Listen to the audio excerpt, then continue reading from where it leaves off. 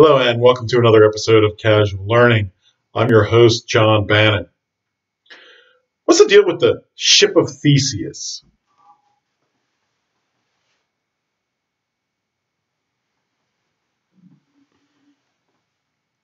The ship of Theseus is a metaphysical thought experiment that goes back to classical Greece and Plato.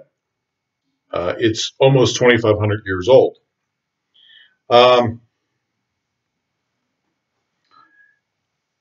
The thought experiment goes like this. If it is supposed that the famous ship sailed by the Greek hero Theseus in a great battle was kept in a harbor as a museum piece, and as the years went by, some of the wooden parts began to rot and were replaced by new ones.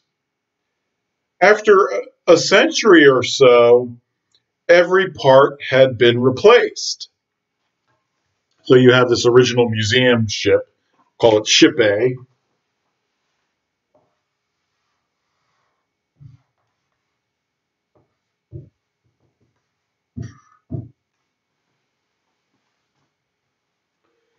And through the years, the parts of it are slowly replaced with new wooden planks or boards as the old ones got rotted.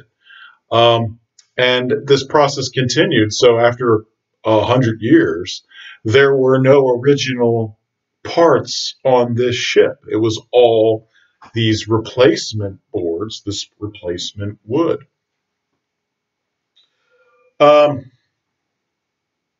The question then is, if this restored ship is still the same object as the original ship of Theseus.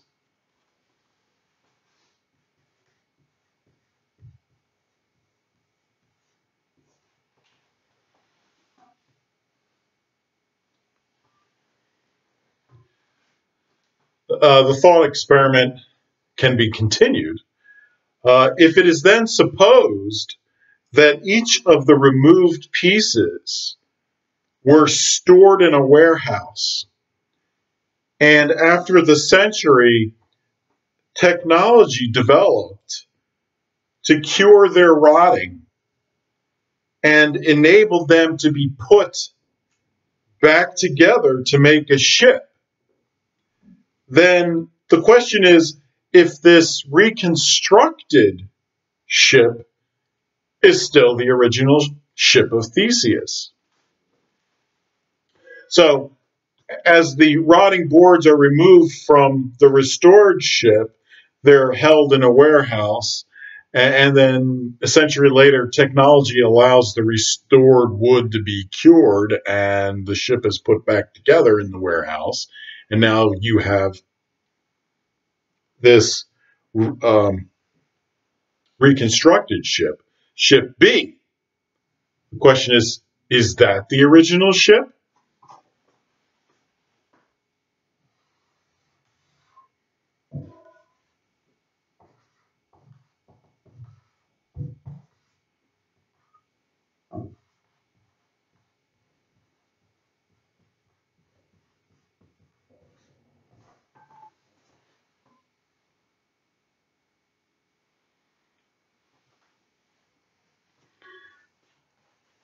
And if Ship B, the restored ship, or the reconstructed ship, is the original ship, then what about the restored ship that's still in the museum? Is that also the original ship? Have you created two original ships of Theseus?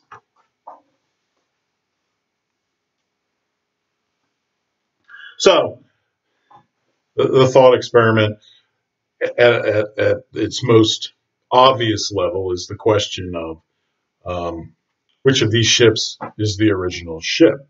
Is it Ship A or is it Ship B? Now, You could answer that question because they're made of wood.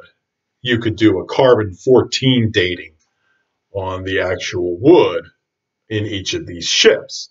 And the carbon-14 dating in ship A would indicate that the wood was younger than the actual battle that Theseus was involved in that made the ship famous to begin with. So there's no way that ship A could be the original ship because the carbon dating proves it postdates the battle. So it can't be ship A. However, the wood in ship B does date to the time of the battle, and therefore, scientifically speaking, through carbon-14 dating, ship B would have to be the original ship, even though it's not the ship that's in the museum. So scientifically, you can answer this and say that ship B is in fact the original ship.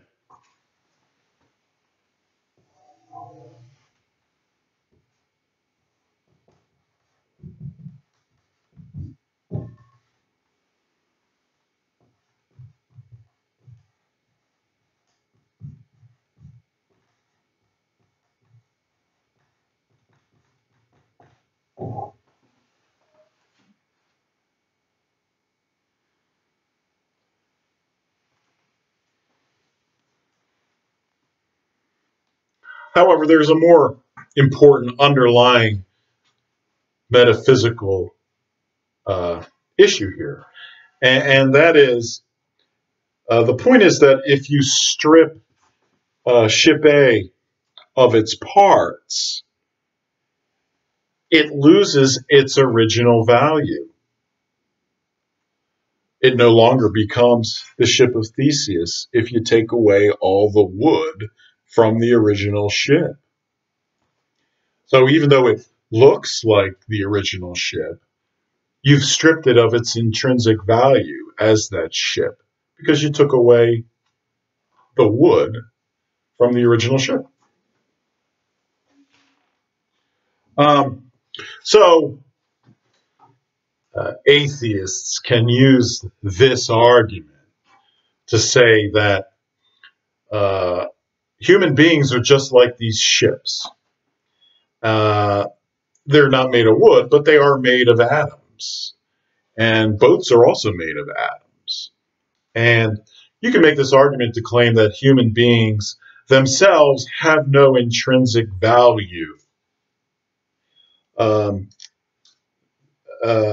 In other words, because human beings are made of atoms, if you replace all those atoms out of a person, then you removed that person's intrinsic value, that original value, just like you removed the intrinsic value of the original ship A when you took away all its parts. So you can use this to make the argument that human beings, because they're made of atoms, just like the ship, don't have an intrinsic value because they're made of atoms. So atheists may further this argument by saying that life, or your life, is meaningless. It has no intrinsic value because you're made of atoms. And the atoms can be removed. And it's the atoms that are important. It's the atoms that can reconstruct the original ship. Ship B, the human itself loses its value once those atoms are disassociated or removed.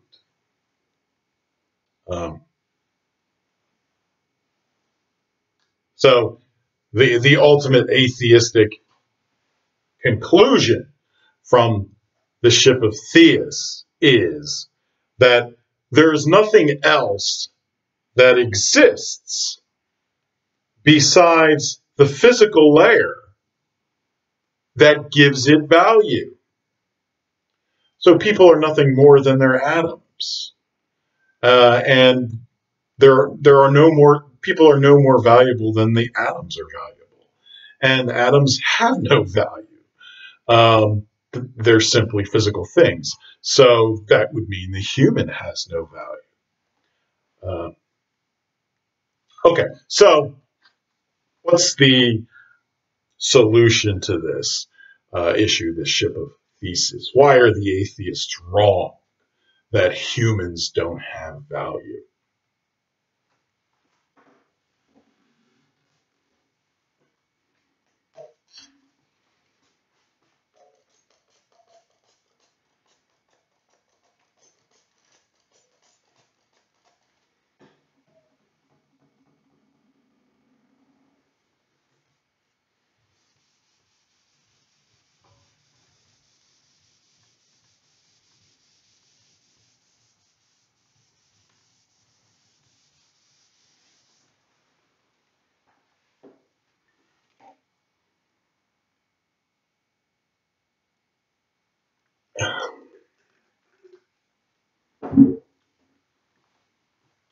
Well, why are the atheists wrong about this? Why is it that humans have value? Well, value itself is a judgment. It's a judgment by a conscious being.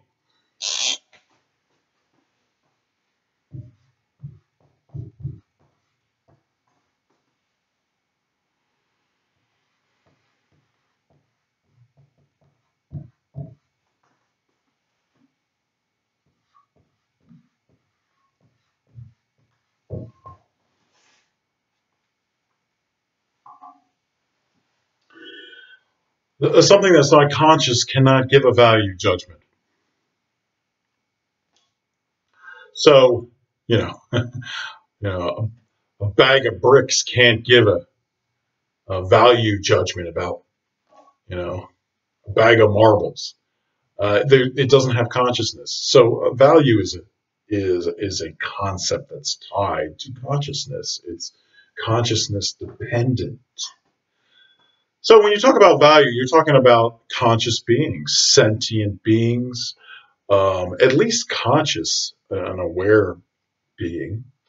Um, so, in terms of assigning value to something, you're implying the existence of a conscious being.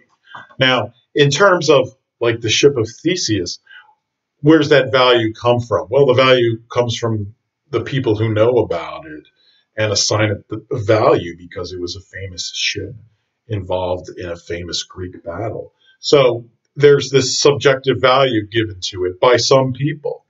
Other people probably wouldn't think it had any value whatsoever, especially say the enemies of the Greeks. They would rather just burn the ship down.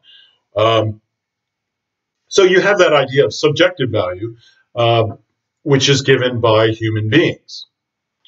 Um, so a human being can give a subjective value to another human being. One person may think that this human being is very valuable. Let's say that that being's mother, right, or parents may think that person is very valuable. Somebody else may not think that person has any value whatsoever.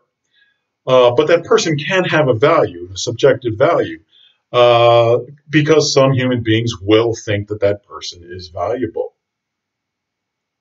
Um, but the ship of Theus really has to do with objective intrinsic value. It's one thing to say that, well, my mother loves me and therefore I'm valuable. But somebody else says, well, you're not valuable. I don't care what your mother says.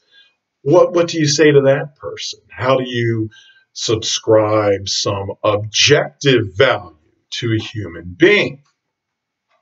Well, uh, the only way to do that is you need an objective consciousness that can subscribe value to something. And there's only one objective consciousness, and that's God.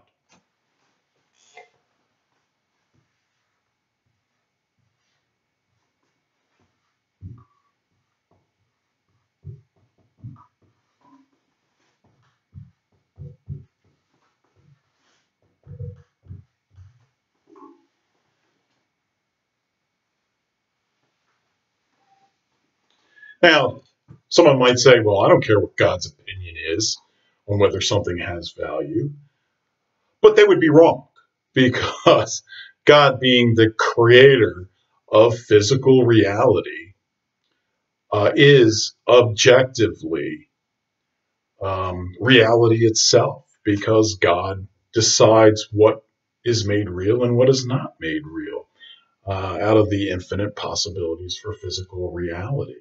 God is the creator of everything. And, if somebody doesn't like how God does something, that doesn't make that person right. That person is clearly wrong. Who are they to judge God? You can't judge the creator of material reality. In fact, if God wanted to, God could just make that person disappear. God could make that person change their mind. So there is an objective, conscious value judgment that can be given, and it's God's judgment, and only God's judgment. The creator of physical reality is an objective source of value, and God does give human beings value. God decided that human beings were special, and he gave them the ability to live after death. So God has decided to preserve our consciousness after death. That's certainly a special value. God is clearly placing a value on human beings that God doesn't place on any other living organism. Those organisms they cease to exist once they die, whereas human beings have an eternal soul. That's clearly a value judgment, an objective value judgment by God, that human beings are special and have objective value. So, because all human beings are children of God, all have an immortal soul and the ability to live even after death, all human beings have value. So, the ship of Theseus has to be looked at in light of the existence of a creator who places value on human beings. And therefore, the answer to this metaphysical thought experiment is that God gives intrinsic value to human beings. And it is, in fact, not true that human beings do not have intrinsic value, despite the fact that they're made of atoms.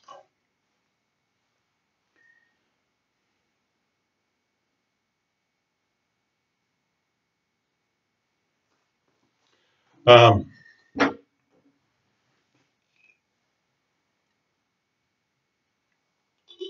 so, yes, human beings are made of atoms. And yes, human beings can be disassociated, like the ship of Theseus, taken apart, perhaps reconstructed. But none of that matters. What matters is that there is a God, and God gives human beings value. And no one can dispute the value that God gives, because no one has the right to judge God or overrule God. There's nothing greater than God. And God makes the rules. God's in charge. If God says human beings have value, and God does say that, there isn't a person on earth who can dispute that. That's objective value. Um, they can claim, well, there isn't a God. Sure. But, I've provided plenty of videos on casual learning about why there is a God. And especially my recent video on the 12 cosmological arguments for the existence of God. So the atheists are wrong on that point too. All right, well, I thought that was a fun metaphysical thought experiment. And it's interesting to think about. And, I hope you learned something. And if you have any questions or comments, leave them below and press the subscribe button. I'd appreciate it. And, take care.